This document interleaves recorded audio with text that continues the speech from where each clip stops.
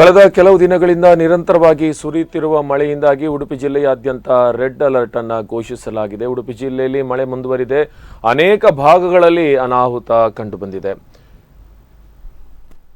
ತುಂಬಿ ಹರಿಯುತ್ತಿವೆ ಸುವರ್ಣ, ಸೀತಾ ನದಿಗಳು. ಆಗುಂಬೆ, ಚಿಕ್ಕಮಗಳೂರು ಮಳೆ ಪರಿಣಾಮವಾಗಿ ಕರಾವಳಿಯ ನದಿಗಳು ಭರ್ತಿಯಾಗಿವೆ. ಹೊಳೆಪಾತ್ರದ ಗದ್ದೆಗಳಲ್ಲಿ ನೆರೆಯ ವಾತಾವರಣ ಇದೆ. ಸಮುದ್ರ ತೀರದ ಜನಕ್ಕೆ ಕಟ್ಟೆಚ್ಚರ ರವಾನಿಸಿದ್ದಾರೆ ಉಡುಪಿ ಜಿಲ್ಲಾಡಳಿತ. ಇನ್ನು ಹೆಬ್ರಿಯಲ್ಲಿ ಹೆದ್ದಾರಿಗೆ ಬಂದಿದೆ ಸೀತಾ ನದಿ ನೀರು. ಆಗುಂಬೆ ಹೆಬ್ರಿ ರಸ್ತೆ ಬಂದ್ ಆಗಿದೆ. ಸೋಮವಾರ ಸಂಜೆಯಿಂದ ಧಾರಾಕಾರವಾಗಿ ಮಳೆ ಸುರಿಯುತ್ತಿತ್ತು. ಸೀತಾ ನದಿಯ ಅಬ್ಬರದಿಂದಾಗಿ ರಾಷ್ಟ್ರೀಯ ಹೆದ್ದಾರಿ 169A ಸೀತಾ ನದಿ ಬ್ರಹ್ಮಸ್ಥಾನದ ಬಳಿ ರಸ್ತೆ ಬ್ಲಾಕ್ ಆಗಿತ್ತು. ಇದರಿಂದಾಗಿ ಉಡುಪಿ ಹಾಗೂ ಶಿವಮೊಗ್ಗ ಸಂಚಾರಕ್ಕೆ ತೊಂದರೆ ಉಂಟಾಗಿತ್ತು.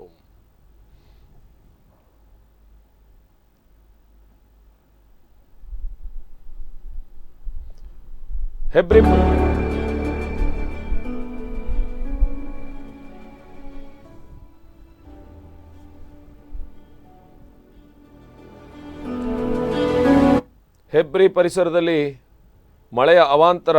ಹೆಬ್ರಿ ಬಳಿಯ ಇಕೋಡ್ಲು ಹೋಮ್ ಸ್ಟೇಗೆ ಸೀತಾ ನದಿ ಉಕ್ಕಿ ಹರಿದು ಬಹಳಷ್ಟು ತೊಂದರೆ ಆಗಿದೆ. ಸುಮಾರು 5 ಲಕ್ಷಕ್ಕೂ ಹೆಚ್ಚು ಅಪಾರದ ನಷ್ಟ ಸಂಭವಿಸಿದೆ. ಮಳೆಯ ರಭಸಕ್ಕೆ ಪೀಠೋಪಕರಣಗಳು, ಇಂಟರ್ಲಾಕ್ ಸಂಪೂರ್ಣವಾಗಿ ಕೊಚ್ಚಿ ಹೋಗಿವೆ.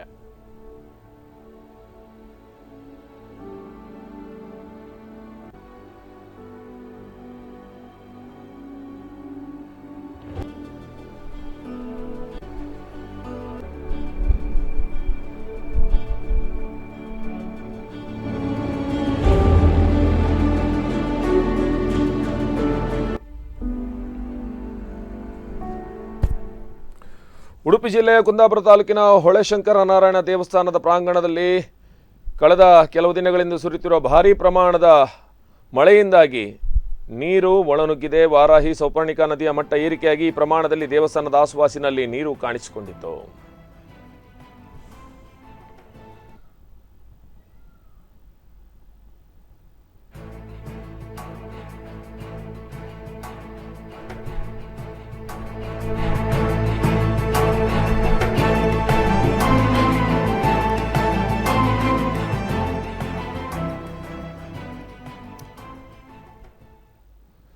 ಉಡುಪಿ ಜಿಲ್ಲೆಯ ಕುಂದಾಪುರ ತಾಲೂಕಿನ ಕೋಟೇಶ್ವರದ ಕೋಟಿಲಿಂಗೇಶ್ವರ ದೇವಸ್ಥಾನದಲ್ಲೂ ಕೂಡ ಪ್ರಾಂಗಣಕ್ಕೆ ನೀರು ನುಗ್ಗಿದೆ. ಸೀತಾ ನದಿ ತಟದ ಗ್ರಾಮಗಳಾದ ಮಡ್ವಾಡಿ, ನೀಲಾವರ, ನನ್ನನಕುದ್ರು, ರಾಮನಕುದ್ರು ಪ್ರದೇಶಕ್ಕೆ ನೆರೆ ನೀರು ಬಂದು ಮುಳುಗಡೆಯಾಗಿದೆ.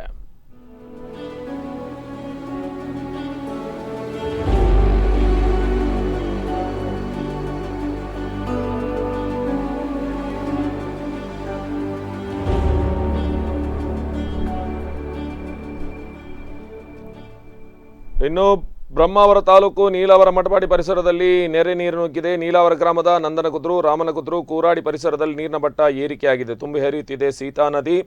ಸೀತಾ ನದಿ ಆಸುಪಾಸಿನ ಪ್ರದೇಶಗಳಲ್ಲಿ ನೆರೆ ಭೀತಿ.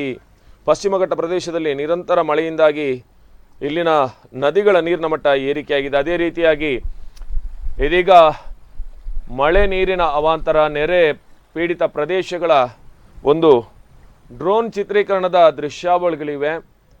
ಇದರಲ್ಲಿ ಬಹುತೇಕ ಮಟಪಾಡಿ ಹಾಗೂ ಸಾಲಿಗ್ರಾಮ, ಕೋಟ ಈ ಎಲ್ಲ ಪ್ರದೇಶಗಳಲ್ಲಿ ಹೇಗೆ ಗದ್ದೆಗಳು ಜಲಾವೃತ ಆಗಿವೆ ಅನ್ನೋದನ್ನು ನಾವು ನೋಡಬಹುದು.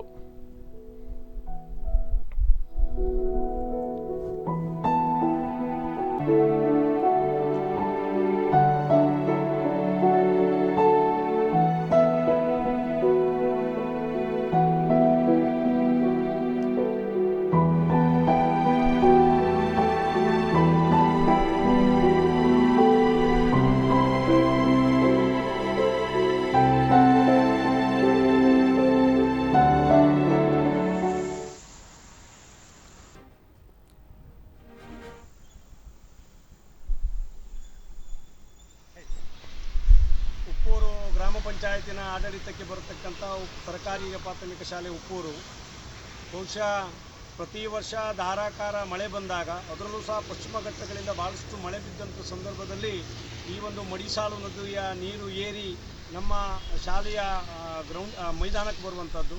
ಮೈದಾನದಲ್ಲಿ ಭಾಳಷ್ಟು ಏರಿಕೆ ಪ್ರಮಾಣದ ನೀರನ್ನು ನಾವು ಕಂಡಾಗ ನಾವು ಭಾಳಷ್ಟು ಎಚ್ಚೆತ್ತುಕೊಂಡು ಶಾಲೆಯ ಒಳಭಾಗದಲ್ಲಿರ್ತಕ್ಕಂಥ ಅಕ್ಷರ ದಾಸೋಹದ ಸಾಮಗ್ರಿಗಳನ್ನು ಮತ್ತು ಕಂಪ್ಯೂಟರ್ಗಳು, ಅದೇ ರೀತಿ ಮಕ್ಕಳ ಕೆಲವೊಂದು ಪುಸ್ತಕಗಳನ್ನೆಲ್ಲ ಸುರಕ್ಷಿತ ಸ್ಥಳದಲ್ಲಿ ಇಡಬೇಕು ಎಂಬುದರ ಸಲುವಾಗಿ ಶಾಲಾ ಮುಖ್ಯೋಪಾಧ್ಯಾಯರು ಮತ್ತು ಶಾಲಾ STMC ಹಾಗೂ ಈ ಭಾಗದ ಯುವಕರ ತಂಡವನ್ನು ಸೇರಿಸಿಕೊಂಡು ಕಾರ್ಯಪ್ರವೃತ್ತರಾಗ್ತೇವೆ. ಬಹುಶಃ ಕೋವಿಡ್ನ ಕಾಲಘಟ್ಟದಲ್ಲಿ ಬಹುದೊಡ್ಡ ಒಂದು ನೆರೆ ಬಂದಿತ್ತು. ಅದರ ಮೇಲೆ ಇಂಥ ಒಂದು ದೊಡ್ಡ ನೆರೆ ಶಾಲೆಯ ಇಷ್ಟು ಪ್ರಮಾಣದ ನೀರು ಏರಿಕೆ ಆಗಲಿಲ್ಲ. ಬಹುಶಃ ಹವಾಮಾನ ಇಲಾಖೆ ಸೂಚನೆ ಪ್ರಕಾರ ಪಶ್ಚಿಮ ಘಟ್ಟಗಳಲ್ಲಿ ಧಾರಾಕಾರ ಮಳೆ ಇರುವುದರಿಂದ ನೀರು ಸ್ವಲ್ಪ ಮಟ್ಟಿಗೆ ಬೆಳಿಗ್ಗೆ ಇದ್ದರಿಂದ ಸುಮಾರು 1 ಫೀಟ್ ನೀರು ಏರಿಕೆಯಾಗಿದೆ.